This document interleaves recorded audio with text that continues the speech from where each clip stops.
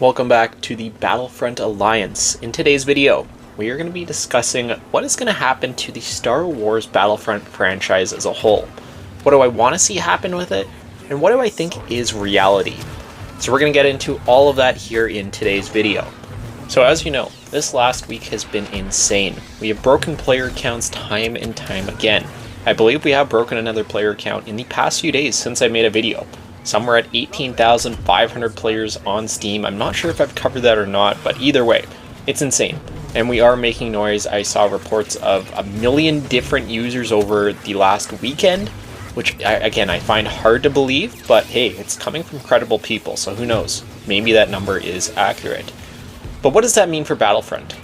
There's no way these numbers can be ignored, right? One thing we know about Disney, one thing we know about EA. What do they have in common? They both love money. And obviously from the past week, the game sales I'm sure are through the roof, the servers, they can see the volume of people playing, and it is a huge opportunity here to reboot this franchise in some way. Do I think that's going to happen? I'm very much on the fence. I know I would say almost guaranteed they're going to do something with Star Wars Battlefront. There's no way that Disney is not going to capitalize with a Star Wars multiplayer shooter. There's just no way. They're not going to leave that money on the table. Is it going to be EA? And that's where I question it a little bit. Obviously, they're still working on Jedi 3, whatever it's going to be called. And it kind of sounds like after that they may be done with Star Wars as a whole.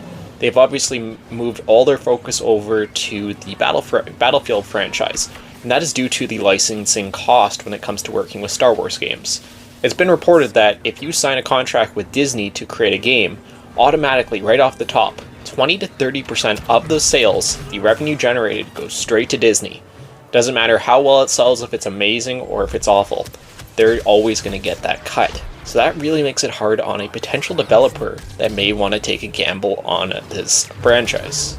But with all the noise, with all the talking points, everything that has come out over the past few days, I find it very hard to believe that nobody has been in contact between these two sides. Does that mean anything is gonna happen? No, absolutely not. It could go either way for sure. But I almost guarantee that Disney in some way will seek out a developer that is willing to take on a project. Maybe not of the scale of Battlefront 2, maybe they kind of look to see, is it going to be worth the investment? Maybe they do something that, again, I would probably like to see, Battlefront the Clone Wars. Maybe they kind of just focus on one era. Maybe it's a little bit smaller of a game. Maybe it's similar to Battlefront 2015, just as kind of a proving ground to see what kind of revenues can be made and get the monetization strategy down first. As we know, Battlefront 2 had an awful launch, awful monetization strategy, which almost really killed the game from the start. Obviously, they had a huge rebound, but that really did hurt, the longevity and the future of this game. So if a new studio does take over this franchise, maybe they try something out with a smaller scale, and if that's successful, then maybe a couple years down the line they do a very large-scale Battlefront, similar to what we've seen here from EA. So that's more or less what I think is going to happen. I don't think we're going to hear anything about Battlefront till, we're in 2025 now. I think we probably get an announcement of some kind of game coming in 2027, I would say. That's 2 years. And then that gives them probably another 2 years to work on the game that would release likely in 2029-ish, so about 4 years away. I think that's kind of the time scale we're looking at.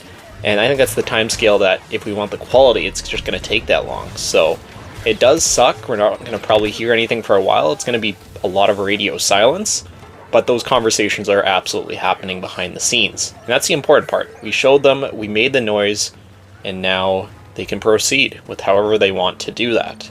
So that's what I think is going to happen. What do I want to see happen with Battlefront? This may be a little bit controversial, actually. And that's regarding Matt Helg. He put out a post a couple of days ago regarding, doing a total remaster of the EA game, 2017, and then, whatever, you can kind of see if that's going to be selling well. If it is, then you move forward with, another larger scale project. And I like that idea. I didn't at the start. I was like, why waste time if you're just going to be basically giving us a game that we already have? But here's my thought. So Battlefront just released the Classic Collection, I believe it was last year. It was a disaster. But what if they re-released 2015 and 2017 and combined all the content into one single Battlefront experience. So that means all the maps, they would just be in one game. All the extra heroes, like you have Greedo, you have Nye and Num, they could be ported over and they would be placed in Battlefront 2. Obviously there would be a lot of reworks that have to be done, as those games are very, very different. But again, it's the same company making both those games. I don't know, I think that would be something that would be really cool. If you want to make it a large-scale project at that point, if you don't want to make another Battlefront game from scratch, just continue support from that new title that you released, the combined of both games. Just start adding heroes, start adding planets.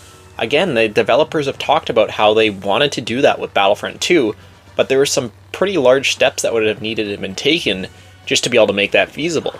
Now, go spend all the time you want. Go and take the next couple of years and be able to give us that reality. I think that would be something that would be really cool to see.